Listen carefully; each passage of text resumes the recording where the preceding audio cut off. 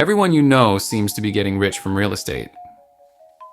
The American dream of owning your own home feels closer than ever. Your banker sits you down. He tells you not to worry about your income or your credit score. He says he has a special program, an easy qualifying loan that can get you approved today. What he doesn't tell you is that in the bank's system, you've just been labeled a subprime borrower. The payments start impossibly low. He says housing prices never fall. You can always sell the house for a profit or refinance in a couple of years. It's a sure thing. You sign the papers, you get the keys to your new life, but what you don't realize is that you've just walked into a debt trap. And the papers you just signed weren't just a loan.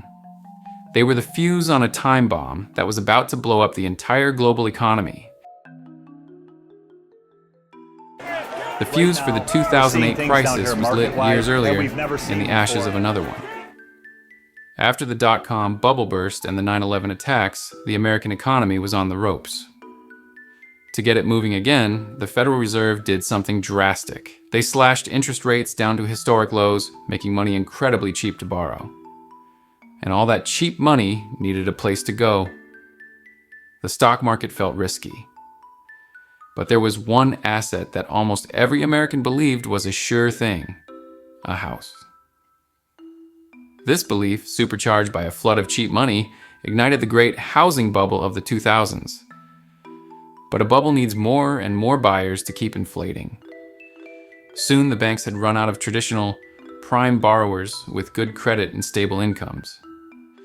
So they turned to a vast, untapped market. Millions of people with lower incomes or shakier credit. This is where the subprime mortgage became the engine of the crisis. These weren't normal loans. Many were specifically designed to fail. They were called adjustable rate mortgages, with a low teaser rate for the first 2 years to lure the buyer in. But after that, the interest rate would balloon to a level the homeowner could never possibly afford. It was a pre-packaged foreclosure, a financial time bomb. But the banks weren't planning on holding these ticking bombs themselves. They had a much more ambitious plan. A plan to take millions of these tiny, risky loans and transform them into a money-making machine on Wall Street. So the banks had a problem. They were sitting on millions of these ticking time bombs, these subprime mortgages. Holding on to them was incredibly risky. But they realized that packaging and selling them could be incredibly profitable. So they built a machine. Here's how it worked. First, they took thousands of individual home loans, some good, some okay, and many that were very, very bad, and blended them all together. Think of it like a giant financial smoothie. This was called a mortgage-backed security, or MBS. Then they would slice this smoothie into different pieces called tranches. The top tranches were designed to be the safest. They would get paid back first from the mortgage payments coming in. The bottom tranches were the riskiest, but they offered a higher potential return. They sold these tranches to investors all over the world. And then they took that process to a whole new level of complexity. They took slices, tranches, from hundreds of different MBS smoothies and blended them again. This new, ultra-complex product was called a collateralized debt obligation, or CDO. The original mortgages were now so chopped up and mixed together it was nearly impossible to see what was actually inside. These financial products had a nickname that would later become infamous: toxic assets. But to sell these toxic assets to big conservative investors like pension funds, Wall Street needed a stamp of approval. They needed a trusted referee to declare the top tranches safe, and they got it. From the major credit rating agencies, companies like Moody's and Standard & Poor's gave their highest safety rating, AAA, to the senior tranches of these incredibly risky products. Why? Because the banks that created the assets were paying the agencies millions of dollars for these ratings. It was a massive, blatant conflict of interest. So the machine was running at full speed.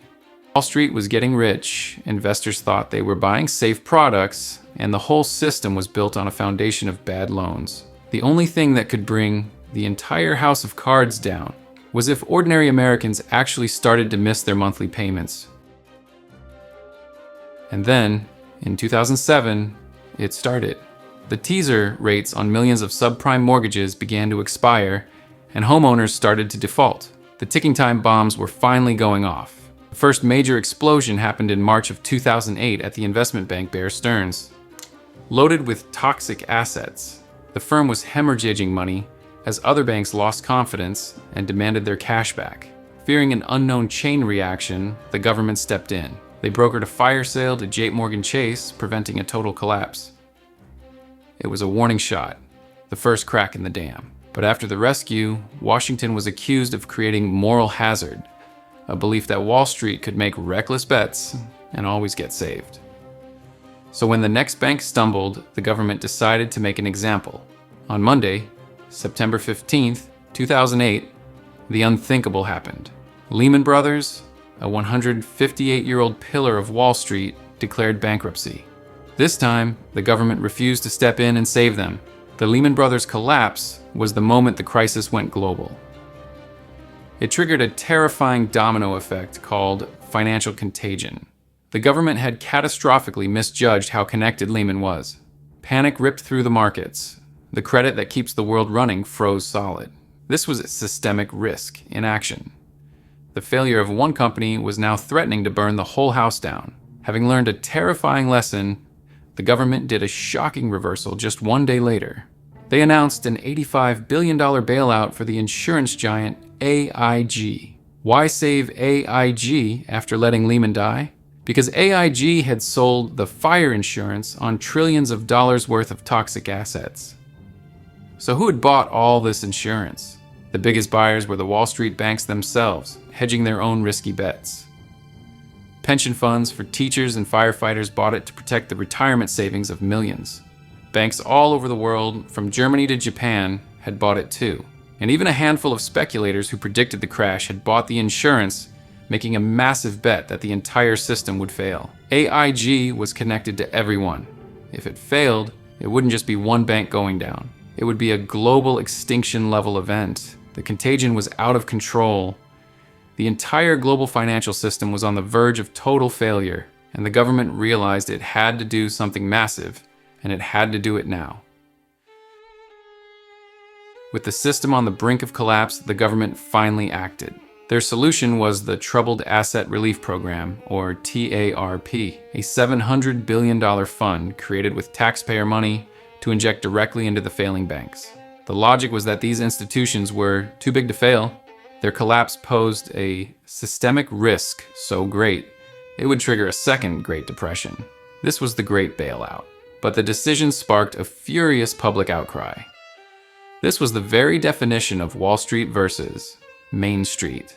To the average American, it looked like the government was using their tax money to save the same reckless bankers who had caused the crisis. It felt like a system where Wall Street got all the profits, while Main Street took all the risk and paid all the bills. And while Wall Street was getting its bailout, Main Street was getting wiped out. The foreclosure wave that had started with subprime loans was now a tsunami. But why were people now losing their jobs? Because the panic on Wall Street had caused a complete credit freeze. The loans that businesses rely on to operate day to day had vanished. Even healthy companies, unable to get credit to make payroll, were forced to lay off millions of workers. As people lost their jobs, they stopped spending, creating a vicious downward spiral that led to even more layoffs. And without a job, they couldn't pay their mortgage. Eviction notices appeared on doors in every town in America. News channels would show a bank CEO getting a multi-million-dollar bonus. The risk posed by these troubled assets and supply urgently needed money. On the same day, they'd show a family's belongings being piled up on the curb. The sense of injustice was infuriating. The immediate fire on Wall Street had been put out with a fire hose of public money, but the damage to Main Street was deep and lasting. Kicking off the worst economic downturn since the 1930s, the Great Recession.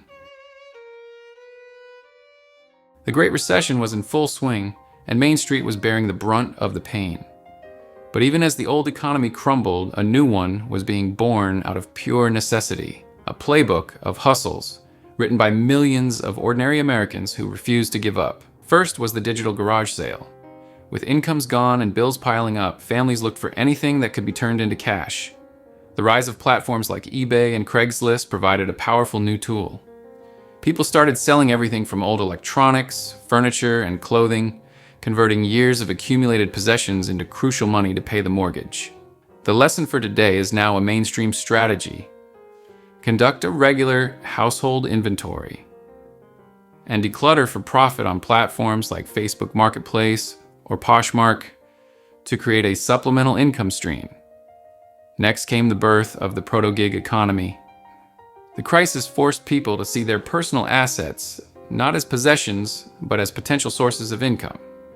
Early rideshare and delivery prototypes began to emerge, allowing people to use their own cars to earn a flexible wage. The modern application is the fully developed gig economy.